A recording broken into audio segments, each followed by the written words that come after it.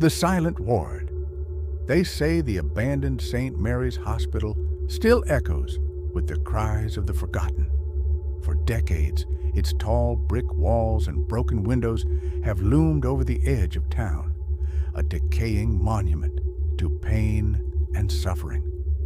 Most people cross the street to avoid it, whispering about strange lights flickering in the wards at night, or shadows that move when no one is there. Emma was a photographer who loved exploring forgotten places.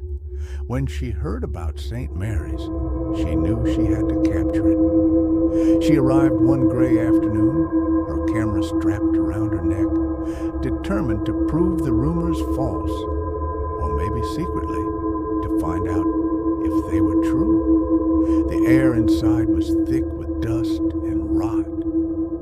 Her footsteps echoed against cracked tiles, each sound bouncing back as though the building itself were listening. Peeling paint hung from the walls like decaying skin, and the smell of mildew and something older, darker, filled her lungs. She wandered through corridors lined with rusted hospital beds and empty wheelchairs. At first, it was just a photo shoot. She clicked her camera at broken windows, collapsed ceilings, graffiti painted by those who had dared to enter before her. But as the sun dipped lower and shadows grew, she felt a shift. The air grew colder, her breath visible in the dim light. Somewhere deep in the building, she heard it, a faint, steady beeping, the sound of a heart monitor. Emma froze. The hospital had been abandoned for decades. No electricity, no machines. Yet the sound was unmistakable. Drawn by terror and curiosity, she followed it down a hallway marked Ward C. The door at the end stood open. Inside was a row of beds.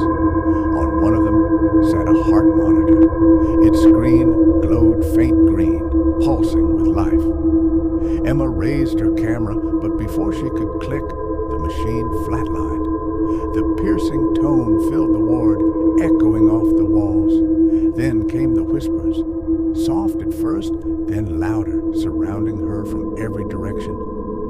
"Don't leave us! Don't leave us!"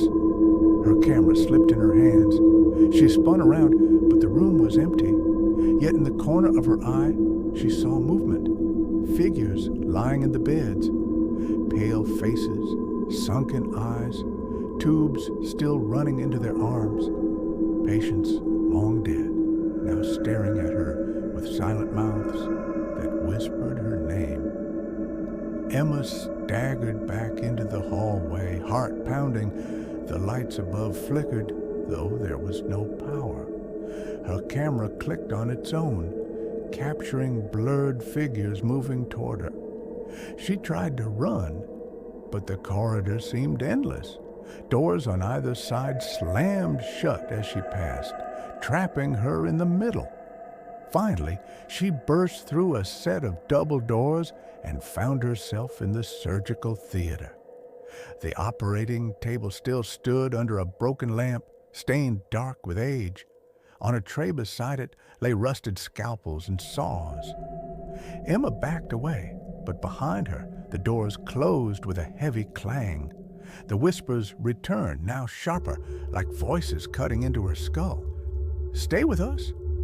One more operation, one more patient. The temperature dropped further. Her breath came out in heavy clouds. Then she saw him, a figure in a blood-stained surgeon's coat, face hidden behind a mask. He moved toward the table with slow, deliberate steps, instruments clinking in his hands. Behind him, rows of shadowy patients appeared in the seats of the theater, watching silently, waiting. Emma screamed and pounded at the door, but it would not budge. The surgeon turned his head toward her, and though his eyes were hidden, she felt his gaze pierce straight into her soul. He raised his hand, and the whispers stopped. In the silence, he spoke in a low, rasping voice. "You're next." Her camera camera flashed once, blinding her for a moment. When her vision cleared, the surgeon was gone. The patients, the tools, the whispers, all gone. The theater stood empty. Trembling, she staggered into the hallway, desperate to escape. At last, she found the entrance doors and shoved them open. The cold night air hit her face like salvation. She ran across the cracked pavement, never looking back until she reached her car. She collapsed inside, shaking, gasping for breath. But when she lifted her camera, the screen showed the last photo taken. Not the theater, not the hall. It showed her lying on the operating table, eyes wide in terror. The masked surgeon standing over her with a scalpel. Emma never showed the photos from that night. She stopped urban exploration entirely. And yet, those who pass by St. Mary's still swear they hear the beeping of heart monitors when the night is quiet. Some even claim that if you look through the broken windows of Ward C, you can see a figure with a camera around her neck, wandering the halls, searching for a way